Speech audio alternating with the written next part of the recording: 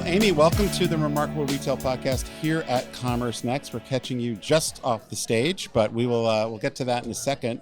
I would just be curious, maybe take 30, 45 seconds to talk a little bit about your journey and how you ended up. When we met, I think you were running supply chain. Now you got a different job. So maybe just a little bit about your journey in retail. Yeah, no, thank you for asking. I have been in retail 30 plus years. I will be celebrating a decade with Ulta Beauty here later this fall. And in those 10 years with Ulta Beauty, I've held 7 positions, of which one is Chief Supply Chain Officer when we met, Steve. So, the journey for me has been really incredible and remarkable. Retail is an incredibly dynamic industry, and you either love it or you don't. And I can tell you it's a space I love deeply. In my 30 years, I've spent time in, big box and specialty retail for some, iconic brands during their time. And it's been a really incredible 10 years with Ulta Beauty. My time here, I've held, as I mentioned, several different roles, of which, leading stores, leading operations, stepped over into Chief Supply Chain Officer during 2020, and then led, right? Yeah. Trial by fire.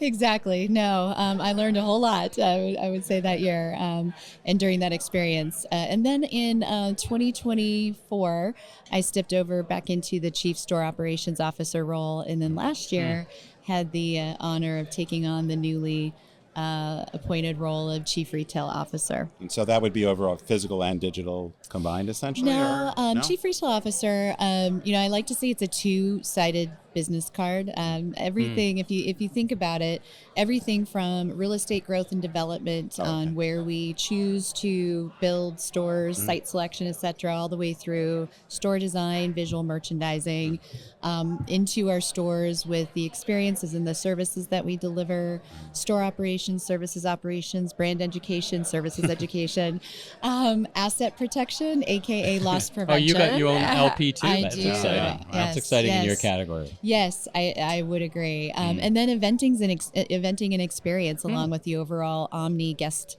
journey and experience. So again, what do you do with your spare time when you're at work? That's when you love what you do.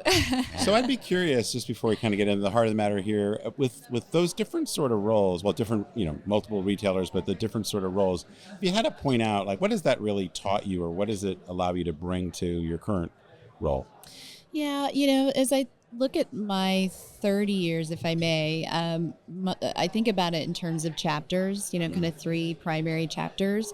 That first chapter was really about learning all of the different parts and facets of the business. I like to say my journey was really a lattice, not a ladder. So it was really about going over into multiple spaces, taking lateral moves, learning the different parts of the business, mastering those, and building skills. That second decade was really about leaning into leadership and growing kind of leadership competencies and coming into, I guess, my own as a leader. And then this last chapter, which is this last decade I've had with Ulta Beauty, and particularly in this recent role with Chief Retail Officer, is I get to take all of what I've learned in my 30-ish years and really bring it together and drive impact in a much more intentional and purposeful way.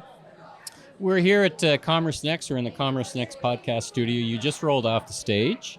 You were talking about some interesting stuff right up our alley, so to speak. We often talk about the role of stores and the multifaceted, beyond the four-wall profitability role of stores. So you described it, I think, as like an acquisition engine. And, that's not an unusual thought, but it's very interesting to hear you speak of it so prominently. So talk about the role of, you're not just serving existing customers, but what roles the store has in terms of acquiring new customers. How important is it?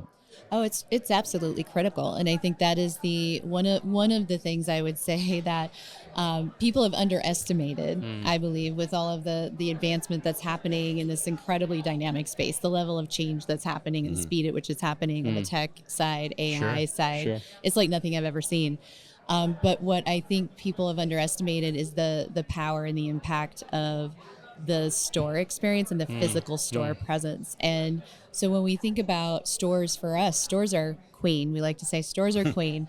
And it's beyond the transaction that occurs with a guest. Historically, retail, you come in, you buy your product, you check out, you leave.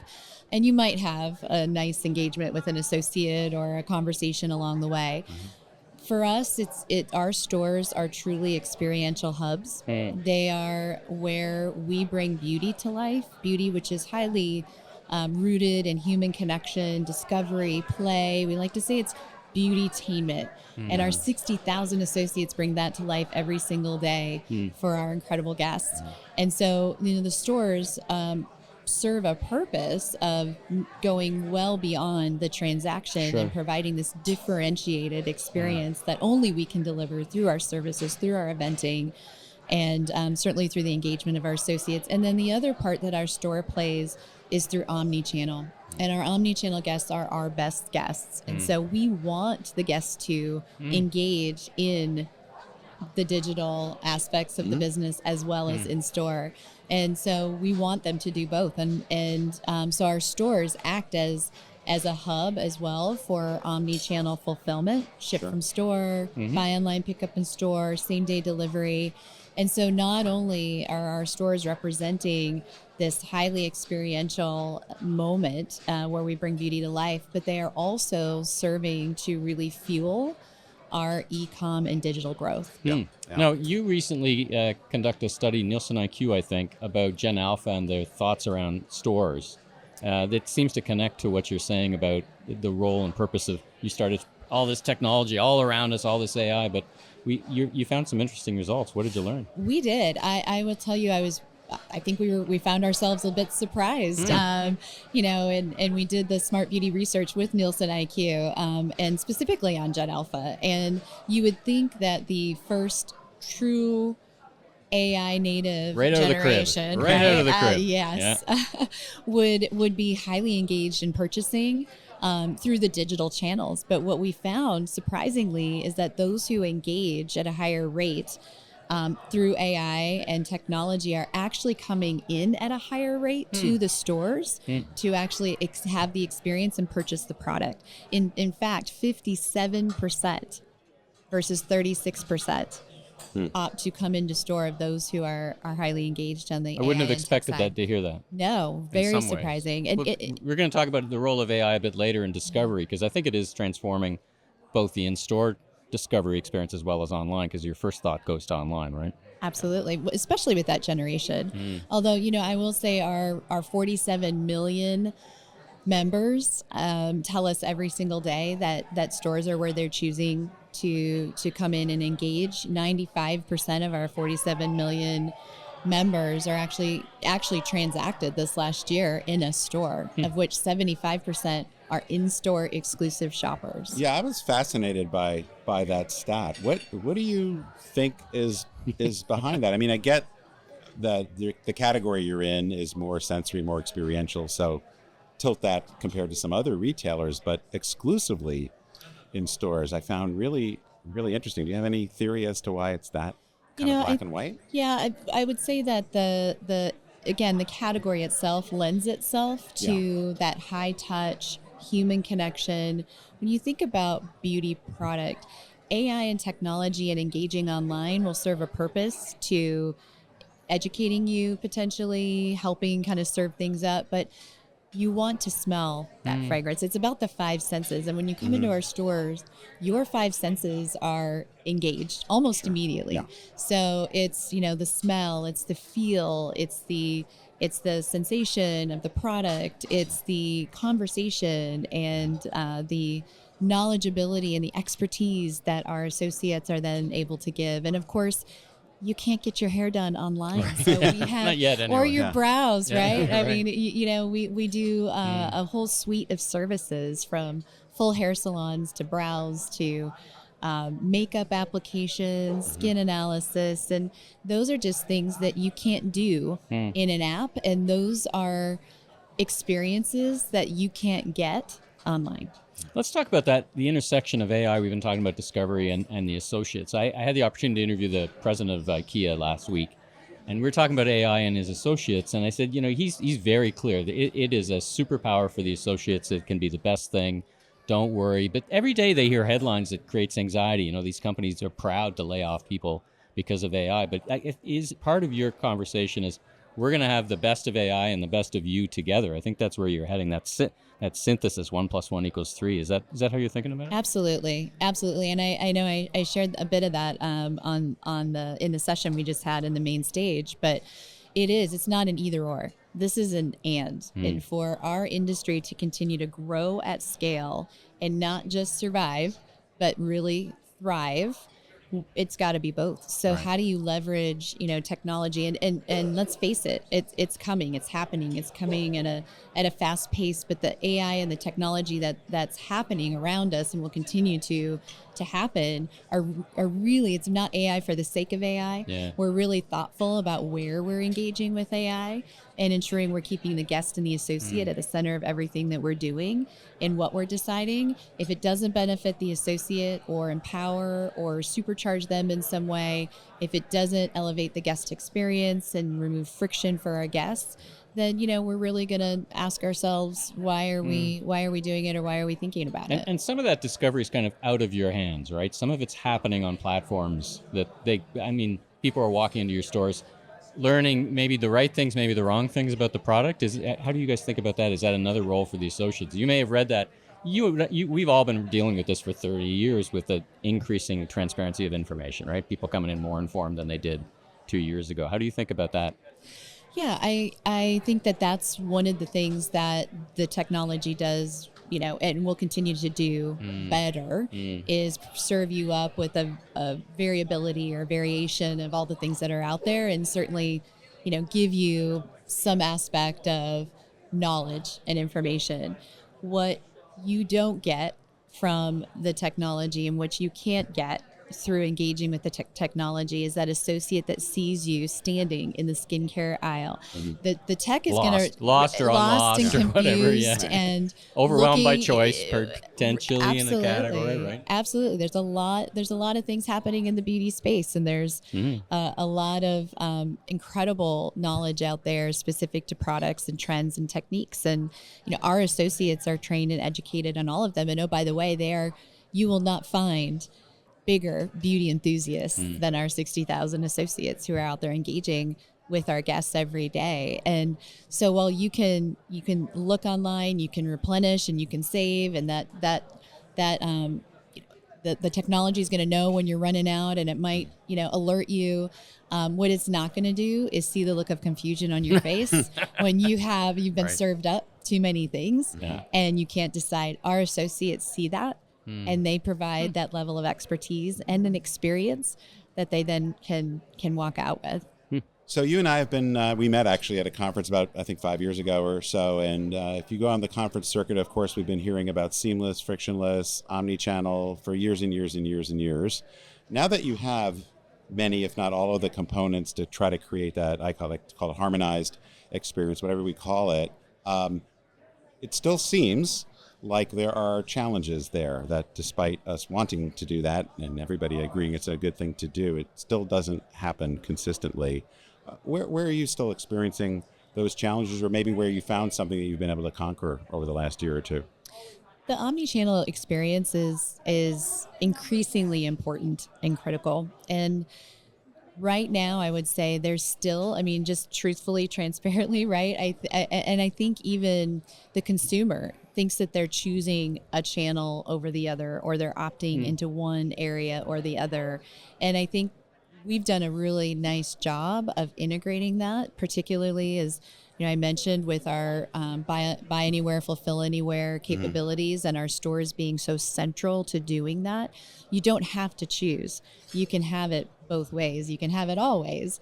And that omni guest being the best guest for us, as frequenting us 2.5 to 3 times more frequently and spending 3 times more. So we want our guests to be omni. We want them to engage in what I'll call for today, both channels. Right. What needs to happen in the journey that we're on is how do we continue to, while the lines are blurred, how do we create one seamless view?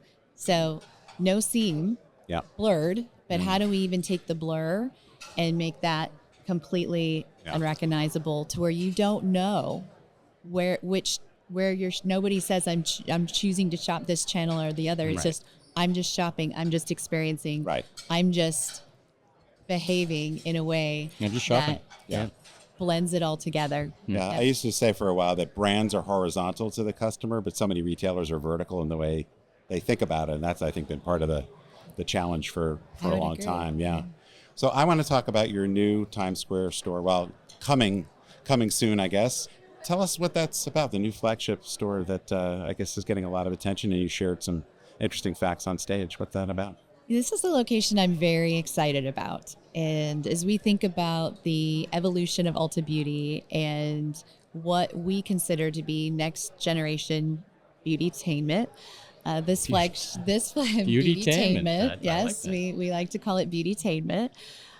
This flagship location will bring what we undeniably do every single day into a global, what I would consider onto a global stage where we will get to represent the best of Ulta Beauty in big, bold ways that will really give a nod to where we are moving as a brand and an organization. You know, our stores, our 1,500 stores, do an amazing job every single day of delivering on all of these incredible experiences that we've talked about.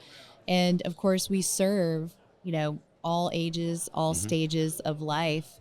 And all of those special moments in life as well. But this flagship location is going to be very special, and it's going to be an opportunity for us to show up in a way we have not shown up before, and then really kind of inform us as we continue to evolve and grow into the future.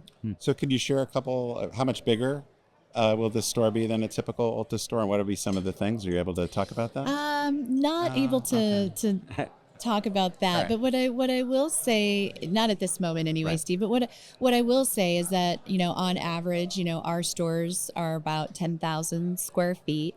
And we have started really exploring, and you'll see opening like different formats. So the flagship being one of several new formats that you will start to see Ulta Beauty show up with across the country as we look at where we will continue to show up for the local guests and the way in which we will show up for the local guests. So flagship in New York City is one way, and then we have outlets which we've started to show up in more recently, the last 18 months or so, and then, you know, small store formats and others I can't talk about. Create a little mystery. I'm just curious, you know, flagship stores as a concept are not new.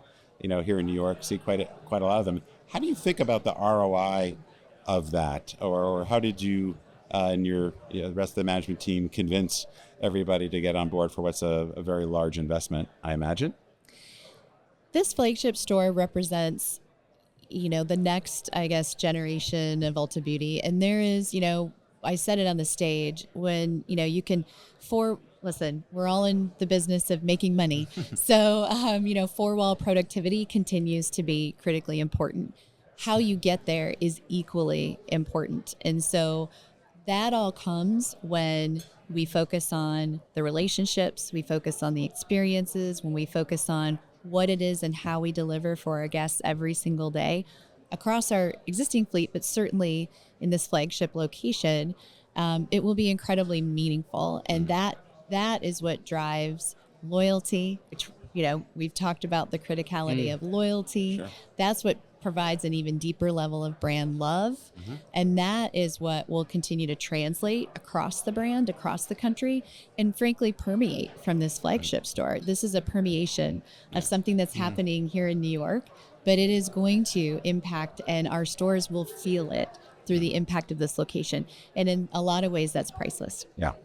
So let's connect some dots around all the other activities or the core activities, whether it's birthday parties or influencers, are so important in the beauty business. In some ways, they always have been, but now it's kind of at a different level. How does all this activations in stores and brands, how does this all connect to building better loyalty and better experience? And you know, we like to make money. That's kind of what we're here to do.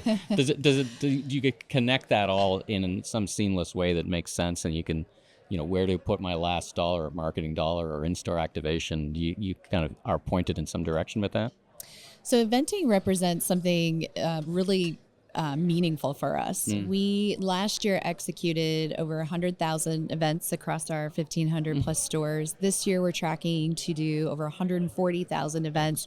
And those events show up really in different ways. Again, as we think about the local markets, as we think about kind of a tiered approach that we're taking to the events. So we show up in ways that are most meaningful to the local guests, one, and that can look very different in terms of a tiered approach to the event. Anything from a highly visible celebrity showing up and a big parking lot takeover to working alongside our brands, showing up, doing education, hands-on experience with the products to, little pop-up events that our stores, pop up over the weekend and bring to life, some experiences and activations for our guests. So it shows up in a lot of different ways.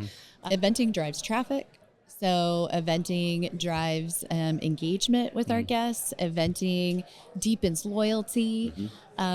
We attract new guests through eventing. So we launched last year our new events portal, which enables a guest to look locally amongst their local stores. And oh, by the way, 85% of the U.S. population lives within 20 minutes of an Ulta Beauty store. Depending on how fast you drive, by the way. I always like to say that. Yeah. But, through our eventing portal, you can go in and look at your local stores and see what events, what brands are going to be at your local store. And you can RSVP to come in. Tailor your own experience. Now, Absolutely. Quick follow-up Pick question. your journey. How do your people pull that off? So at that volume, there must be kind of different levels. The store people own these following things, and corporate own, when it's a big star. Like, to do 140,000 of anything is a big lift. How do you, is it kind of diversified in terms of the responsibility for executing? Here's a model, go do it kind of thing at the regional level, the store manager level? We have an incredible events team. That like a couple of thousand people? Orchestra. No, it is a very small but very mighty team, and they are mighty. But we, it starts, with them as we really map it out. We don't want to event. Not all events are created equal, right? And more is not always more. So we want to be really focused on, again, being intentional with what types of events we do, where we do them, and that really starts with our events team who orchestrates all of that. From there, we partner very closely with our brands. So our brands are a key component, and we have incredible brands and brand partners and field teams that our brand partners have out in the field that will partner with then our store teams as they come in and help support our store teams who collectively then deliver on this event. Ultimately, they're the ones delivering on the experience 99% of the time, other than the big major events. Absolutely. Last question for you. So you and I are sitting here, the three of us are sitting here 5 years from today. You've already kind of hinted there'll be some activity in Times Square, some other formats, but would I recognize your store 5 years from today? What would be the same, and what would you anticipate be different? Well, you will recognize us most definitely, because the DNA of Ulta Beauty will continue to be threaded through everything that we do. And so you will undeniably know it is Ulta Beauty. All right. What I believe will continue to evolve and change is how we continue to embrace AI and technology. That's not going away. The difference, though, I would say that's the change we continue to see coming, and that is the change that is going to be continuing to happen within the industry, and we're embracing that in all of the right ways. Coupled with that, what will stay the same always will be core to everything that we do are our people and our stores.